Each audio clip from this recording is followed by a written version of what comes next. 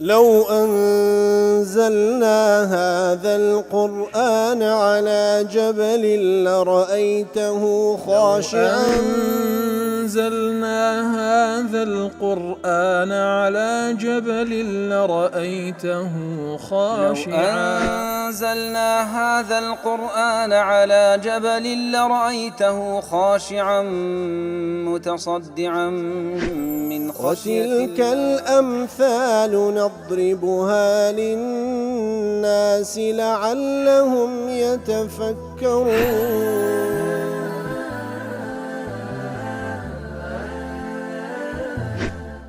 الحمد لله والصلاة والسلام على رسول الله وعلى آله وصحبه ومن والاه. السلام عليكم ورحمة الله. برزان خوشحالم لوانەی 1473 لەوانەکانی تەفسیر قورئانی پیرۆزبێمەوە خزمەتتان بەمەبەستی ڕەزامەندی رب العالمين وهیوادارم ئێوەی ئازی سوودی لەوە بگرن. أعوذ بالله من الشيطان الرجيم. بسم الله الرحمن الرحيم. ويجعلون لله ما يكرهون وتصف ألسنتهم الكذب أن لهم الحسنى لا جرم أن لهم النار وأنهم مفرطون. بەڕێزان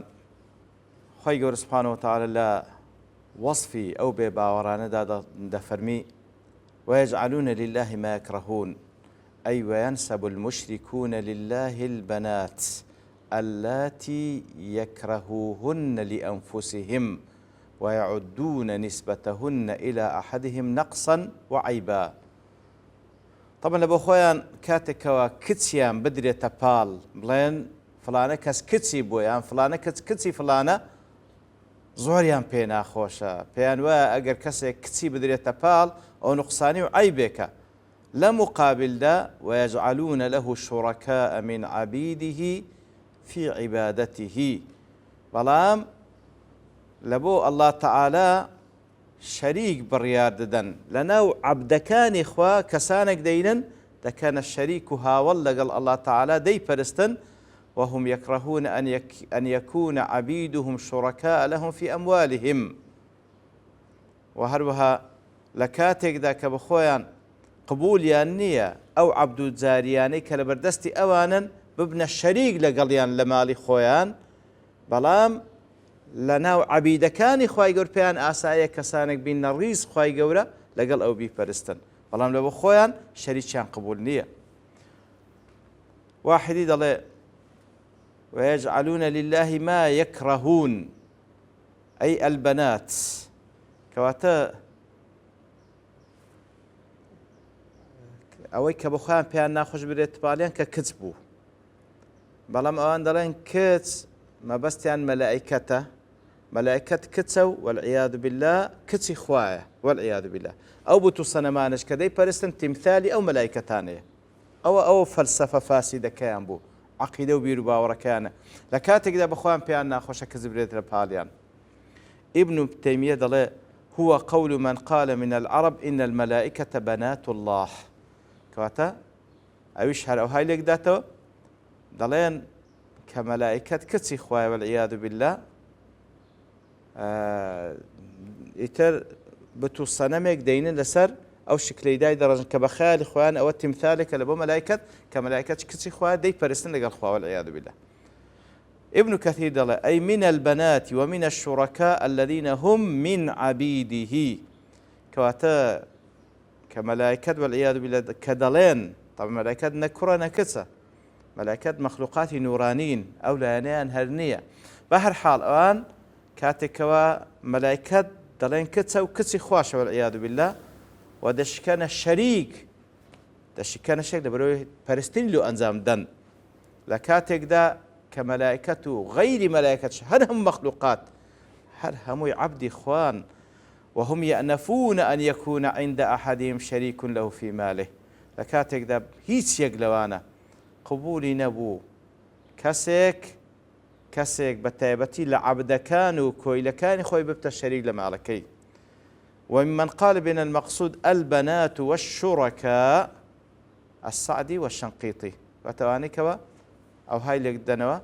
کە ويجعلون لله ما يكرهون ئەوەی ئەوان پێیان ناخۆشە چییە؟ دووشت بوو هەم پێیان ناخۆشە کەس بدرێتە پالیان هەم پێشیان ناخۆشە کۆیلە و عەبدەکانیان ببنە شەریکیان بەڵام لە بۆ خوای گەورە هەردووشی بڕیاردەن وەالعیاذ بالله وەکو سعدی و شەنقیتی ئەوە ڕەئیانە. وتصف ألسنتهم الكذب أن لهم الحسنى أي ويكذب المشركون بألسنتهم إتر مشرك كان بوز مانيان درودة كان فيزعمون أن لهم الجزاء الحسن في الدنيا وفي الآخرة كوات أو قباحتان دكن أو ها شريك لبو خواي قولي بريار ددان أو ذا بدروي خوشيان دلين حسنا لبو أوانا واتا پاداشتی ساق لدنيا ولقيامتها لبو أوانا. وممن اختار هذا المعنى المذكور ابن كثير والسعدي والشنقيطي أو سيا أو الرأيانا كوا فعلا مشرك كان لقال أو قباحة الشرك ظلمي كذا كان أو ذا هشتاج دلين پاداشتی ساق لبو إيمي لدنيا ولقيامت. شنقيطي دلي والحق الذي لا شك فيه أو حقيقة وقمين تداني أن المراد بالحسنى كاتك وأخوي قبل فهم كوان ادعاء كان بدرو كحسنى لبو أوانا دلي هو زعم أنه إن كانت الآخرة حقا كاتك وان ادعاء كان دلن أجر آخرة حق راستي بي فسيكون لهم فيها أحسن نصيب فسيكون لهم فيها أحسن نصيب أجر آخرة حق راستي بي أوالبو أوان هي تاكترين بشو تاكترين نصيب لآخرة لبو أوان أجر هبي أو أوان درين كما كان لهم في هل وكل دنيا ذا عذبا سبحان الله لدنيا ذا كبشان بيدا بخشري وكو استدراجك بلام أوان سبحان الله دلين أجر آخرة الشيء اللي يندرج أوها باش ما بيدا بخشري. ويدل على صحة هذا القول الأخير دليلان يتلسر أو قولاش دلي لسر راس درستي أو قولش دوبلجا يكميان كثرة الآيات القرآنية المبينة لهذا المعنى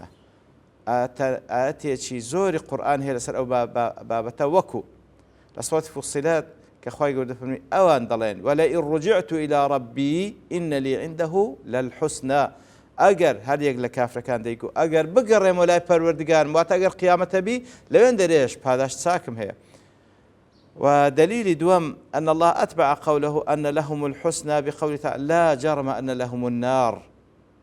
كاتل باشا أخوي يقول دفرمي أوان كذلن حسنى من لبوها نخير آجريان لبوها وتأوش بالجيل سروي فدل ذلك دلالة واضحة على ما ذكرنا والعلم عند الله كواتا أو بالجيل سروي كوا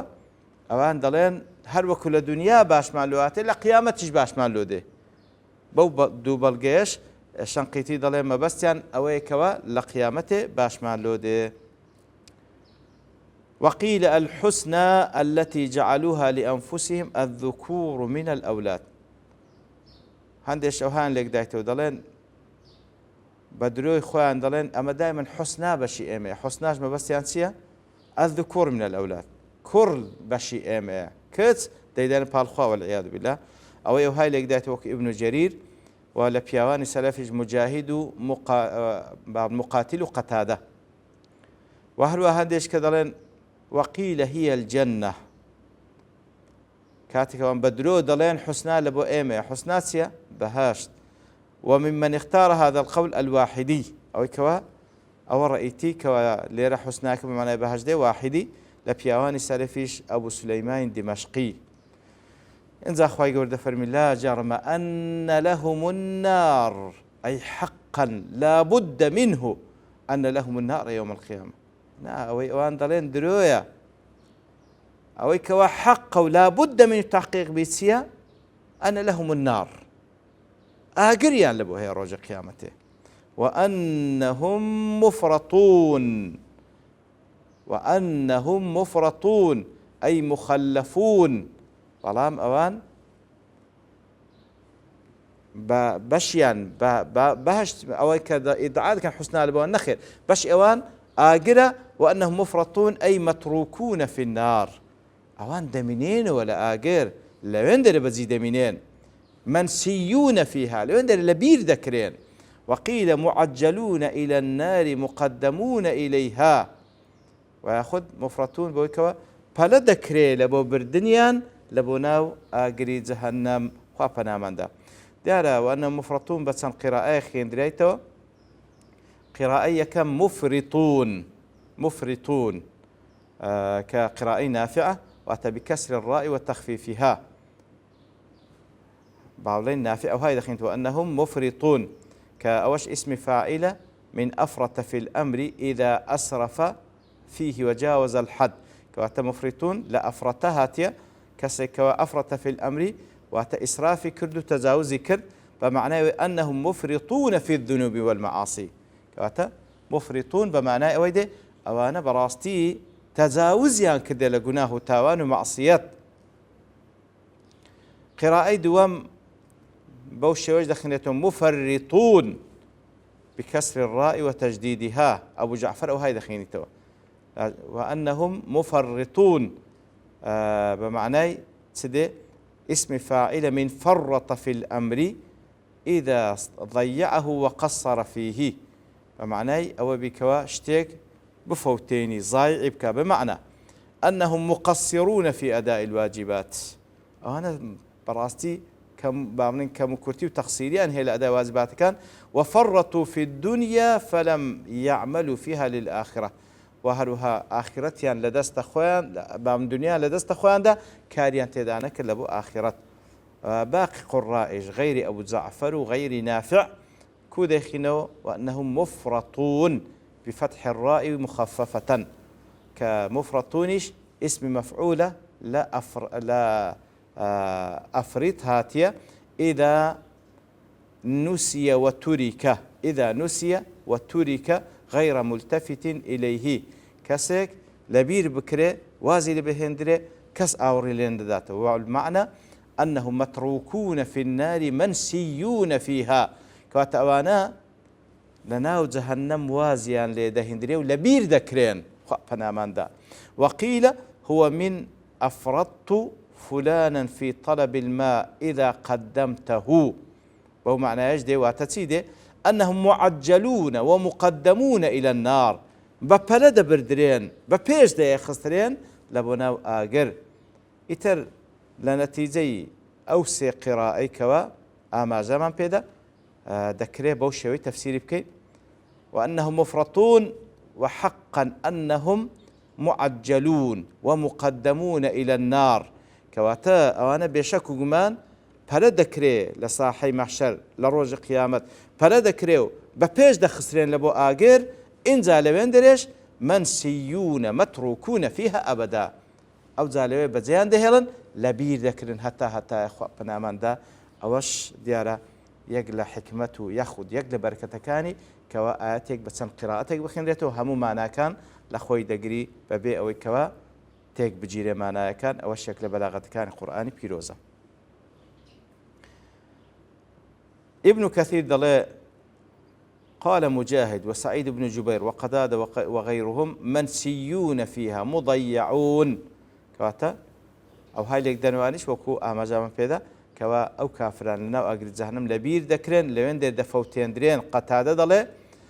مفرطون أي معجلون إلى النار معجلون إلى النار وكتمان ببيش دي خسرين لبو جهنم وهو السابق إلى الورد ولا منافات إن جاء ابن كثير دي ولا منافات لأنهم يعجل بهم يوم القيامة إلى النار فلا ذكري لو كوا زوب يانجينين ناو آجر وينسون فيها يتلوي لبير ذكرين أي يخلدون حتى دمينين وهل السعديش عيني أو معنانا نقل ذكاو باشان جمع لبين هرد معنى ذكاء وأنهم مفرطون مقدمون إليها ماكثون فيها غير خارجين منها أبدا إتر أوانا بلا دكري لبردنيان لبو جهنم بپیش دا يخسترين دمينينوا درچونيان لوينيا بلكو لبير دكرين خواه پنامان دا وصلى الله وسلم على نبينا محمد وعلى آله وصحبه أجمعين وآخر دعوانا الحمد لله رب العالمين. لو أنزلنا هذا القرآن على جبل لرأيته خاشعا أنزلنا هذا القرآن على جبل لرأيته خاشعا أنزلنا هذا القرآن على جبل لرأيته خاشعا متصدعا من خشية وتلك الأمثال نضربها للناس لعلهم يتفكرون